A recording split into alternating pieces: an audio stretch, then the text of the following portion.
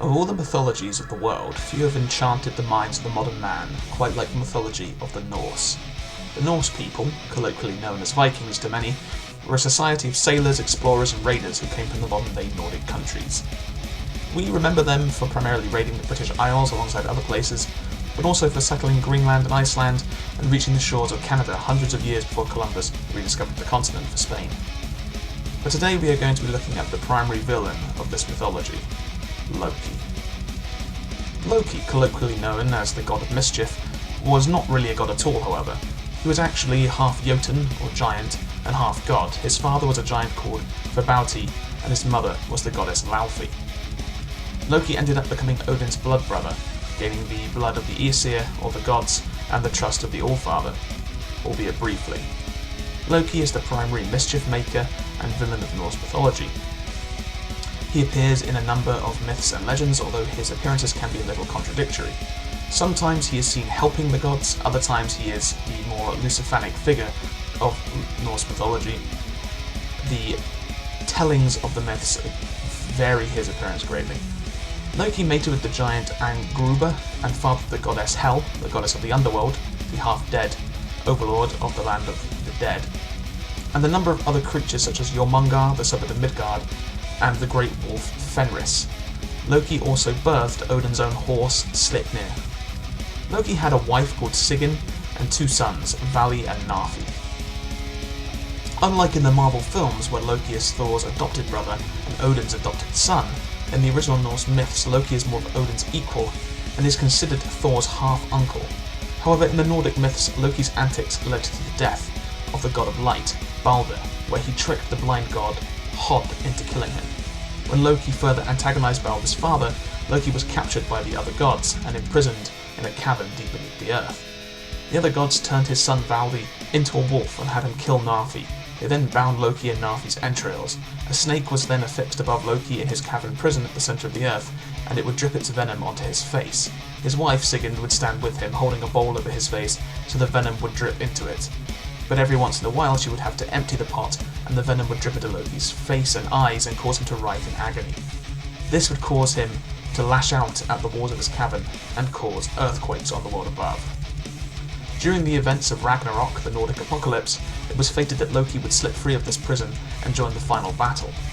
As with most combatants during Ragnarok, Loki and the Watcher god Heimdall would fight and slay each other in combat. That is the basic gist of Loki's appearances in Norse mythology.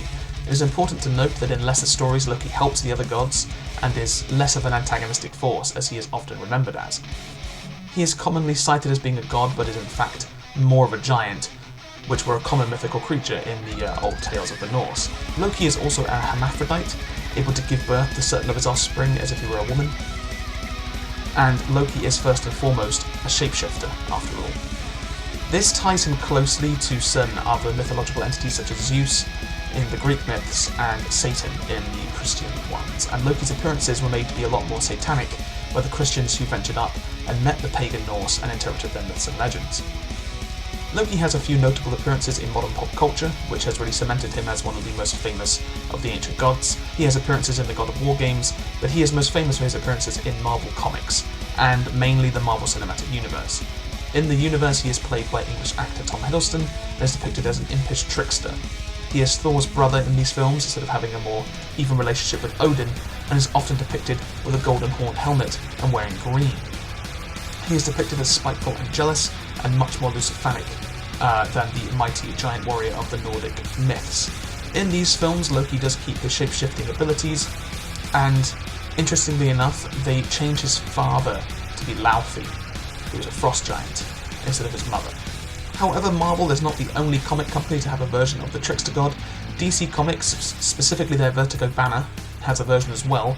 Appearing in Neil Gaiman's Sandman series primarily, Loki is a character in both Seasons of Mist and The Kindly Ones, and his appearance here is much closer to his mythological counterpart, many thanks to Neil Gaiman's own love of the mythology.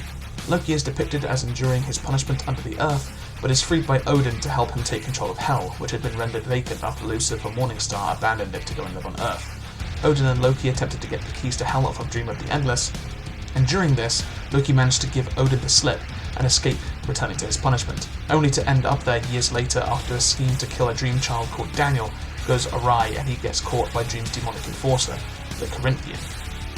In the audible versions of the Sandman series, Loki is voiced by Scottish actor David Tennant. Loki also appeared in another of Neil Gaiman's famous works as one of the primary villains in American Gods. Loki, posing as Mr. World, worked with Mr. Wednesday to orchestrate a war of the gods in order to defeat his own power, but was stopped by the demigod Shadow Moon. Loki also appeared prominently in the Age of Empires sequel Age of Mythology as one of the 3 major Norse gods that players could worship. Interestingly enough, Loki focused mainly on mythological units in that game, to do with him being the father or mother of various monsters, and also was the only god that allowed the player to worship Hel, goddess of the underworld. Overall, Loki is one of the most famous gods of all time, mainly thanks to his appearances in the Marvel Cinematic Universe. He even has his own TV show, which has ran for multiple seasons. Loki is a fun character, and a fun character for writers to work with given his deceitful nature and his shape-shifting capabilities. A fun character playing host to mischief and madness, Loki is a character that has enchanted readers for centuries and is without a doubt one of the most iconic villains of all time.